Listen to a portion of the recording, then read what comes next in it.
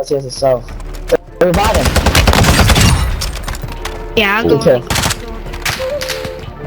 Behind you, be careful. Good shit. Yo, that did There's not just more. kill the whole team, bro. Yo, what's good YouTube? It's your boy Time back with another video, and before this video does start, I want to explain my 2-week hiatus. I am very sorry. I was just not motivated and I didn't really have time to play the game. I was very busy just doing real life things, but yeah, that basically is it. But over this weekend and like Thanksgiving, like the break I've had, it gave me some time to kind of grind again and get back into it. So yeah, but basically for this video I'm just gonna be going over the best settings and some classes you guys might want to use for Warzone too. So let's get into it. Graphics wise, I'm playing full screen. Obviously you can play full screen borderless, but I'd recommend full screen. Screen refresh rate, whatever refresh rate your monitor is. Display res 1920 by 1080. Dynamic resolution, turn that off. I have these on automatic, VSync off.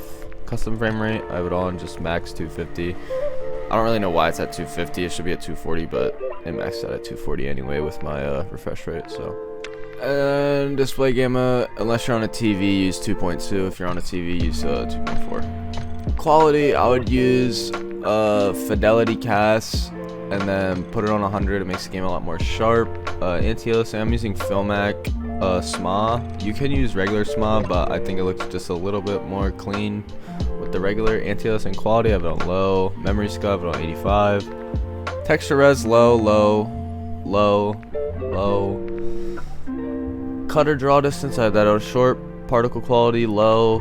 Particle quality level, low. Bullet impacts and sprays, off. This doesn't really matter, you can have it on if you want, but I just have it off. Shader quality, I have that on high. If you don't have it on high, your shadows are gonna look really pixelated and your gun isn't gonna look too good, so I recommend running that on high. Tessellation off. Terrain memory, I have it on mid or min. On-demand texture streaming, I have that off. Streaming quality, low. Volumetric quality, low. Deferred physics quality, I have it off. Water caustics, I have it off.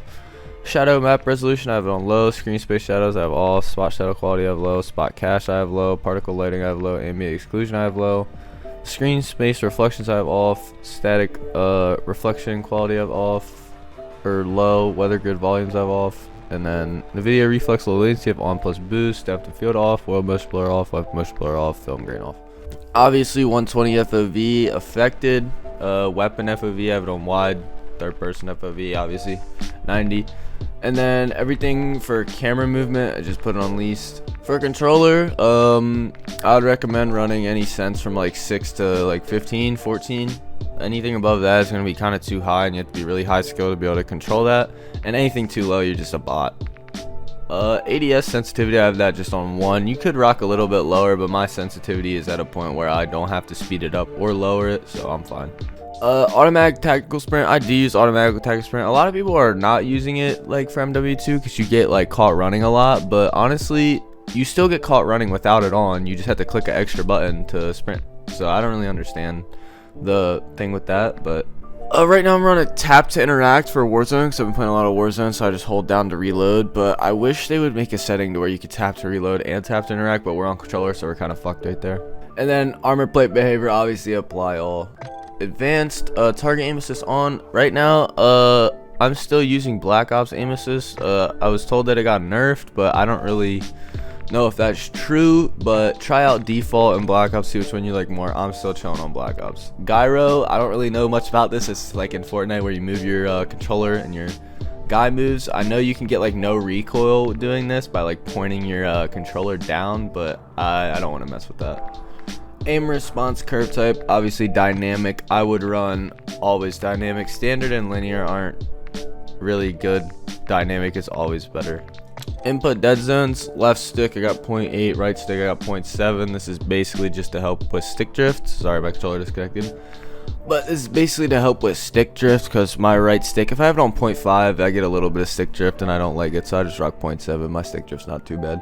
Left stick max, I have it on 0.7 so that I don't have to like push my left stick as far to move, and then right stick just have it on 0.99. And then my triggers are both down, so like a lot of people play where they shoot with their bumpers. I shoot with my triggers and aim with my triggers. I've always done that. I don't really like using the bumpers, So turning these dead zones down to 0 basically acts like you're using your bumpers. And all this down here really doesn't matter. I don't use auto deploy because it deploys you really high. But yeah, that's pretty much for the settings. Now let's look at some loadouts. So this MP7 right here, I haven't really tested too much, so I don't want to talk about that right here. But the TAC 56, this class is very good. I tuned it to my liking, but a lot of people have seemed to rock a similar tune. So I'm rocking the 17. If I didn't say this is a TAC 56, by the way, I don't know if I said that already, but for the barrel, we got the 17.5-inch barrel, and then I have it tuned to damage range and recoil smoothness. Right here, I'm using this random suppressor because I don't have the one that people normally use, but it gives me bullet velocity, recoil smoothness, all that. And then I have this tuned to ADS, and then I have the bullet velocity up at 0.45, because depending on, sometimes with tunes, if you put it the whole way to the right, it drops off a lot and it doesn't really give you that much benefit. So you have to play around with it and really watch the little like triangle shapes move to see what you're gonna use. For the underbarrel, I'm using the FTAC Ripper. Gives you recoil stabilization, hip fire accuracy, and aim idle sway. And then I have recoil stabilization up a little bit, and then I don't have anything tuned on the bottom. 60 round mag, obviously, because we're using this for Warzone. And then stock, I have stock aim down sight speed, then aim idle stability. MP5, this is really my favorite SMG right now. People are liking the Fennec and the BAP or whatever that thing's called. I haven't really used those other SMGs too much because I've just been using this one, and this one feels so good. If you guys have the Latman sub maxed out, please use this right here. So for obviously 50 round drum, phase 3 grip for the underbarrel.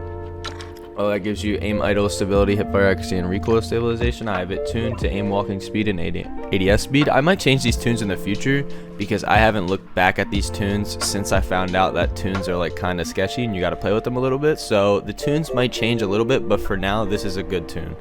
And then for the muzzle, we're using this random suppressor, which gives you bullet velocity, recoil smoothness, recoil control, and sound suppression, and I have it tuned to bullet velocity and recoil smoothness. Then laser, we're just using a laser to help with sprint to fire speed and ADS speed, so I'm using the VLK 7MW laser. Nothing on the stock or the optic, obviously you just use regular optics for a Lachman sub. And then for the rear grip, I'm using the Lachman TCG10, and then I have it tuned to aim down sight speed and sprint to fire speed. Sprint to fire speed is very important in this game, so whenever you have a tune available to sprint to fire speed, I would either just put it the whole way over to sprint to fire speed or play with it and find your liking, but I would always tune it more to sprint to fire speed. But yeah guys, that is basically it. Just a quick little video. I hope you guys did enjoy. If you did, leave a like, subscribe, and I'm out. Peace.